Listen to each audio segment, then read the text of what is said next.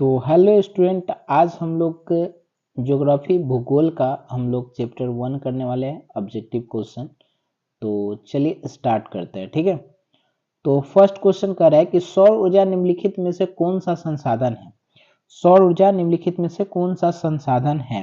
ठीक है, तो मानवकृत और पुनः पूर्ति योग्य, अजैविक और अचक्रीय। ठीक है, तो इसका जो राइट आंसर हो जाएगा वो हो जाएगा बी। पुनः पूर्ति योग्य मतलब होता है क्या। पुनः पूर्ति योग्य मतलब होता है क्या, यह पुनः फिर से निर्माण इसका किया जा सकता है। ठीक है, फिर से इसका निर्माण किया जा सकता है। ठीक है, इसलिए पुनः पूर्ति योग्य कहा गया है। ठीक, सौर ऊर्जा को। चलिए अगला क्वेश्चन करते हैं। अगला क्वेश्चन है क्या कि अगला क्वेश्चन है कि पंजाब में भूमि का निम्नीकरण का मुख्य कारण क्या है। निम्नीकरण का मुख्य कारण क्या है। ठीक है, वनों उन्मूलन, गहन खेती, अति पशुचारण और अत्यधिक सिंचाई। तो इसका जो राइट आंसर हो जाएगा वो हो जाएगा आपका अत्यधिक सिंचाई। क्या, अत्यधिक सिंचाई। ठीक, तो चलिए अगला क्वेश्चन करते हैं। इसका राइट आंसर डी हो जाएगा। ठीक है, अगला क्वेश्चन करते हैं कि सोपानी कृषि किस राज्य में प्रचलित है ना। सोपानी कृषि किस राज्य में प्रचलित है। हरियाणा में। ठीक है, उसके बाद है हरियाणा में, पंजाब में, बिहार के मैदानी क्षेत्र में और उत्तराखंड में। ठीक है, तो इसका जो राइट आंसर हो जाएगा वो हो जाएगा आपका डी। ठीक है, इसका राइट आंसर क्या हो जाएगा, डी। चलिए अगला क्वेश्चन करते हैं। अगला क्वेश्चन है कि काली मृदा का दूसरा नाम क्या है। काली मृदा का दूसरा नाम क्या है। बलुई मृदा, रेगुर मृदा, लाल मिट्टी, पर्वतीय मिट्टी। तो इसका राइट आंसर हो जाएगा रेगुर मृदा। ठीक है, राइट आंसर क्या हो जाएगा, रेगुर मृदा। रेगुर मृदा को ही क्या कहते हैं, काली मिट्टी कहते हैं। काली मृदा कहते हैं मिट्टी। ठीक है, मृदा मिट्टी एक ही होता है। ठीक, चलिए अगला क्वेश्चन करते हैं। अगला क्वेश्चन है कि बृहद क्षेत्र में जल की उपस्थिति के कारण ही पृथ्वी को क्या कहते हैं। अच्छा, जल की उपस्थिति के कारण पृथ्वी को क्या कहते हैं, उजला ग्रह, नीला ग्रह, लाल ग्रह, हरा ग्रह। तो इसका राइट आंसर है कि जल की उपस्थिति के कारण नीला ग्रह बोला जाता है। ठीक है, क्या बोला जाता है, नीला ग्रह। ठीक है, चलिए अगला क्वेश्चन करते हैं। अगला क्वेश्चन है कि भारत में 2001 में कितने प्रतिशत भौगोलिक क्षेत्र में वन का विस्तार था। अच्छा, 2001 में बोल रहा है, 2001 में कितने परसेंट तक वन का विस्तार था। ठीक है, वन का विस्तार। तो चलिए, एक में है 25, दूसरा 19.27 मतलब 27, और तीसरा में सी और 20.60 मतलब 60। ठीक है, तो इसका जो राइट आंसर हो जाएगा वो हो जाएगा बी, 19.27। ठीक है, 19.27। चलिए अगला क्वेश्चन करते हैं। निम्नांकित में से कौन सा प्राकृतिक संसाधन नहीं है। निम्नांकित में से कौन सा प्राकृतिक संसाधन नहीं है। वन, नदियों, नगर, खनिज। ठीक है, तो इसका जो राइट आंसर हो जाएगा वो होगा नगर। नगर क्यों, क्योंकि देखिए नगर क्यों है, क्योंकि वन जो है प्राकृतिक संसाधन, ये अपने आप निर्माण होता है। नदियां भी अपने आप निर्माण होता है, खनिज भी अपने आप निर्माण होता है, जिसको प्राकृतिक के द्वारा बनाया गया। लेकिन नगर जो है वो आदमी बसाता है, इसलिए जो है अलग है। ठीक है, इसलिए नगर आंसर होगा। चलिए अगला क्वेश्चन करते हैं। लॉ एस किस संसाधन के वर्ग में शामिल है। अच्छा, लॉ एस किस संसाधन के वर्ग में शामिल है। ठीक है, तो नवीकरणीय, अजैव, अनवीकरणीय और मानवकृत। ठीक है, तो इसका राइट आंसर जो हो जाएगा वो हो जाएगा अनवीकरणीय। लॉस जो है अनवीकरणीय है। ठीक है, चलिए अगला क्वेश्चन है। ज्वारीय ऊर्जा किस प्रकार के संसाधन का उदाहरण है। ज्वारीय ऊर्जा, ठीक है, तो नवीकरणीय, अनवीकरणीय, मानवकृत और जैव। ठीक है, तो इसका राइट आंसर हो जाएगा नवीकरणीय। क्या, नवीकरणीय। चलिए अगला क्वेश्चन करते हैं। किस प्राकृतिक संसाधन का भंडार सीमित है। अच्छा, किस प्राकृतिक संसाधन का भंडार जो है सीमित है। खनिज तेल, सौर ऊर्जा, पवन चक्की, जलीय ऊर्जा। तो इसका जो राइट आंसर हो जाएगा वो हो जाएगा आपका खनिज तेल। खनिज तेल में आ जाएगा क्या, पेट्रोल, डीजल, केरोसिन, मोबिल इत्यादि। ये सब जो होता है खनिज तेल में आता है, जिसका भंडार सीमित है। अगर इसका भंडार पर अगर सही से इसका उपयोग नहीं किया जाए तो ये खत्म हो सकता है। ठीक है, चलिए अगला करते हैं। बिहार में कितने प्रतिशत भौगोलिक क्षेत्र में वन का फैलाव है? अच्छा, बोल रहा है कि बिहार में कितने प्रतिशत वन का फैलाव है। ठीक है, 15, 20, 20, 5। ठीक है, यहाँ पर दूसरा ऑप्शन होगा। ठीक है, तो इसका जो राइट आंसर हो जाएगा वो हो जाएगा 20%। ठीक है, कितना? 20%। ठीक है, इसका आप टिक लगा लीजिएगा, 20% है। ठीक है, तो याद रखिएगा कि 20% जो है बिहार में वन का फैलाव है, भौगोलिक फैलाव 20%। ठीक है, चलिए अगला क्वेश्चन करते हैं। अगला क्वेश्चन है कि सौर ऊर्जा निम्नलिखित में से कौन सा संसाधन है? सौर ऊर्जा निम्नलिखित में से कौन सा संसाधन है? मानवकृत, पुनः पूर्ति योग्य, अजैविक और अचक्रीय। ठीक है, तो इसका जो राइट आंसर हो जाएगा वो हो जाएगा पुनः पूर्ति योग्य, पुनः पूर्ति योग्य सौर ऊर्जा। और ये फर्स्ट क्वेश्चन था, ये कमेंट में भी आप लोग बता सकते हैं क्या। चलिए अगला क्वेश्चन करते हैं। तट रेखा में कितने किलोमीटर की सीमा पर अपवर्जक आर्थिक क्षेत्र कहलाता है? ठीक है, तो इसका हो जाएगा 100 nm, 200 nm, 150 nm और 250 nm। ठीक है, तो इसका जो राइट आंसर हो जाएगा वो हो जाएगा 200 nm तक। ठीक है, कितना?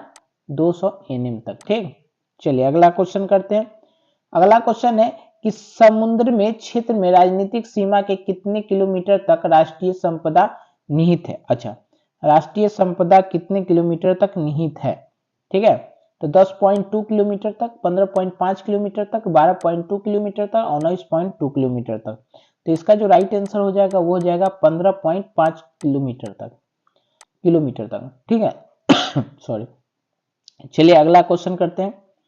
अगला क्वेश्चन है कि लौह अयस्क किस प्रकार का संसाधन है? अच्छा, लौह अयस्क किस प्रकार का संसाधन है?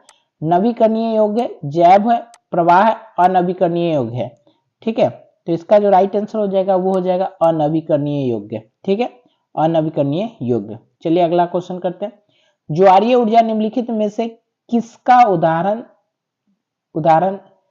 किस प्रकार का उदाहरण है? सॉरी, किस प्रकार का उदाहरण है? ठीक है, तो अजैव, चक्रीय, पुनर्योग्य और मानवकृत। ठीक है, तो इसका जो राइट आंसर हो जाएगा वो हो जाएगा पुनः पूर्ति योग्य ज्वारीय ऊर्जा। ठीक है, ये समुद्र में आता है, ज्वार भाटा, ज्वारीय ऊर्जा। ठीक है, तो यह पुनः पूर्ति योग्य है। ठीक है, चलिए अगला क्वेश्चन है, इसका राइट आंसर सी हो जाएगा।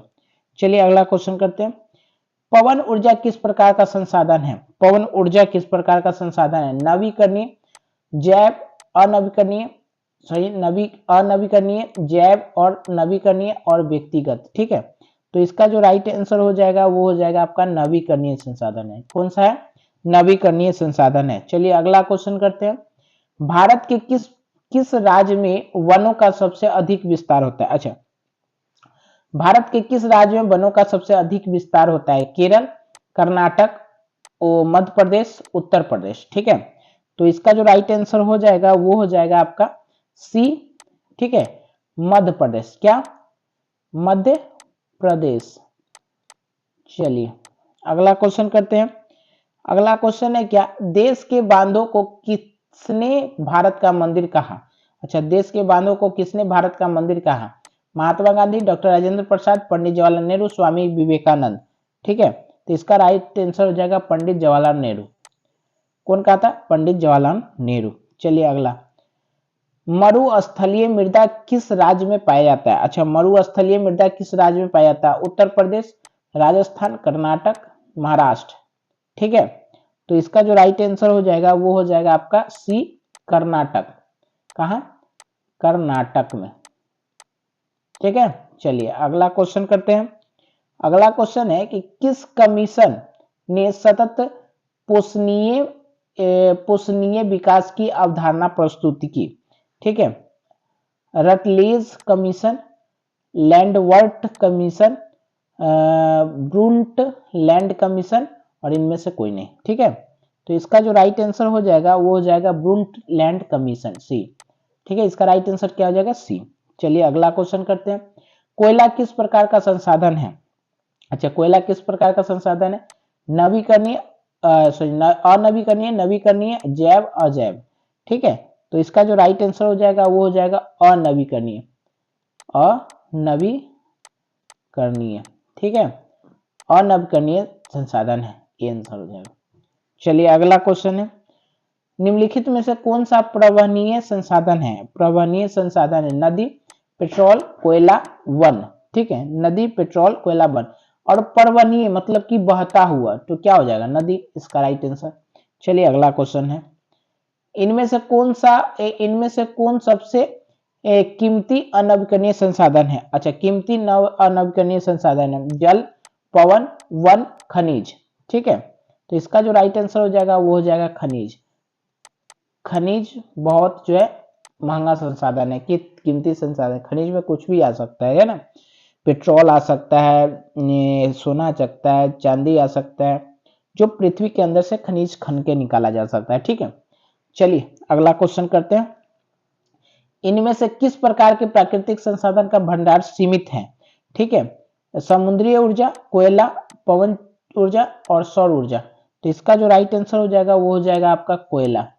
कोयला जो है वो लिमिट मात्रा में सीमित है, ये खत्म हो जाएगा तो फिर बनने में 100 वर्ष से ऊपर लग जाएगा, ठीक है। चलिए बी आंसर होगा। चलिए अगला क्वेश्चन करते हैं, संसाधन के रूप में किस प्रकार का अस्तित्व किस पर निर्भर करता है? अच्छा, किस पर निर्भर करता है? मूल्य पर निर्भर करता है, मात्रा पर निर्भर करता है, उपयोगिता पर निर्भर करता है, मूल्यांकन पर निर्भर करता है, ठीक है। तो इसका जो राइट आंसर हो जाएगा वो हो जाएगा उपयोगिता। क्या? उपयोगिता पर निर्भर करता है, ठीक, इसका आंसर सी हो जाएगा। चलिए अगला क्वेश्चन है, संसाधनों के विवेकपूर्ण उपयोग के प्रस्ताव किस वर्ष आया था? अच्छा, किस वर्ष आया था? तो 1987 में आया था, 1951 में, 91 में आया था, 1968 में आया था, 1975 में आया था, ठीक है। तो इसका जो राइट आंसर हो जाएगा वो हो जाएगा 1968 में आया था, ठीक है, 1968 में आया था। चलिए अगला क्वेश्चन करते हैं, IPCC international inter governmental panel on climate change का मुख्यालय निम्नलिखित में किस नगर में अवस्थित है? ठीक है, न्यूयॉर्क में, जिनेवा में, बुडापेस्ट, लंदन होना चाहिए, ठीक है। तो चलिए लंदन, तो इसका जो राइट आंसर हो जाएगा वो हो जाएगा आपका जिनेवा, ठीक है। कहाँ? जिनेवा में। कहाँ है? जिनेवा में, ठीक है। आईपीसीसी जो है कहाँ पर है? मुख्यालय जिनेवा। चलिए अगला क्वेश्चन करते हैं, स्मॉल इंच ब्यूटीफुल किसकी रचना है? ठीक है,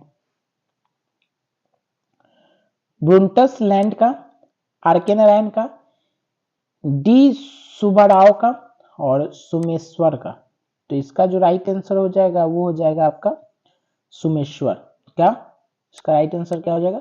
सुमेश्वर, ठीक है। चलिए अगला, क्योटो सम्मेलन कब हुआ था? अच्छा, क्योटो सम्मेलन कब हुआ था? 1996 में, 1997 में, 1998, 1999, ठीक है। तो इसका राइट आंसर हो जाएगा 1997 में, ठीक है, बी आंसर हो जाएगा। चलिए अगला क्वेश्चन करते हैं, अगला क्वेश्चन है कि किसने कहा कि हमारे पास पेट भरने के लिए बहुत कुछ है परंतु पेटी भरने के लिए कुछ नहीं, ठीक है। तो इसका सुभाष चंद्र बोस, लाला लाजपत राय, महात्मा गांधी, डॉक्टर राजेंद्र प्रसाद, ठीक है। तो इसका राइट आंसर हो जाएगा महात्मा गांधी। क्या? महात्मा गांधी। चलिए अगला, पर्यावरण संरक्षण हेतु पहला विश्व शिखर सम्मेलन कहाँ हुआ था? अच्छा, न्यूयॉर्क में हुआ था, जिनेवा में हुआ था, और स्टॉकहोम में हुआ था, बुडापेस्ट में हुआ था, ठीक है। तो इसका राइट आंसर हो जाएगा स्टॉकहोम में हुआ था। कहाँ हुआ था? स्टॉकहोम में, स्टॉकहोम में। चलिए अगला क्वेश्चन है, सार्वजनिक स्थान पर बना मंदिर किस प्रकार का संसाधन होता है? व्यक्तिगत, समुदाय, राष्ट्रीय, जैव। तो इसका जो राइट हो जाएगा वो हो जाएगा समुदाय। समुदाय मतलब सामाजिक है, समुदायिक, ठीक है, मतलब सामाजिक, सामाजिक, ठीक। चलिए अगला क्वेश्चन है, लिमिट्स टू ग्रोथ नामक पुस्तक किसकी प्रकाशित की हुई है? अच्छा, किस वर्ष प्रकाशित हुई थी? 1972, 1982, 1975, 1990। ठीक है, तो इसका राइट आंसर हो जाएगा 1972। कितना? 1972। चलिए अगला क्वेश्चन है, 1992 में रियो डी जेनेरो में कौन सा सम्मेलन हुआ था? अच्छा, कौन सा सम्मेलन हुआ था? महाद्वीपीय, जनसंख्या, जलवायु और पृथ्वी। ठीक है, तो इसका जो राइट आंसर हो जाएगा वो हो जाएगा आपका पृथ्वी। इसका राइट आंसर क्या हो जाएगा? पृथ्वी। चलिए अगला क्वेश्चन करते हैं, राजस्थान में किस संसाधन की कमी है? अच्छा, राजस्थान में किस संसाधन की कमी है? सौर ऊर्जा, पवन ऊर्जा, जल ऊर्जा, पशु ऊर्जा। ठीक है, तो इसका जो राइट आंसर हो जाएगा वो हो जाएगा आपका जल ऊर्जा का। राजस्थान में जल की बहुत ज्यादा कमी है, इसलिए जल ऊर्जा का। ठीक है, चलिए अगला क्वेश्चन करते हैं। अगला क्वेश्चन, संसाधन होते नहीं बनते हैं, किसका कथन है? ठीक है, महात्मा गांधी, जिब्बर मैन, अन्य हजारे और मेघा पाटेकर। ठीक है, तो इसका राइट आंसर हो जाएगा जिम्मर मैन। ठीक है, जिम्मर मैन। तो आज यहीं पे लास्ट था। ठीक है, ये क्वेश्चन इतना ही है, 37 को है। चलिए, आशा है कि आप लोग को समझ में आएगा, और चैनल पर नए हैं तो सब्सक्राइब कर लीजिएगा और सपोर्ट कीजिए और लाइक जरूर कर दीजिएगा। ठीक है, चलिए धन्यवाद।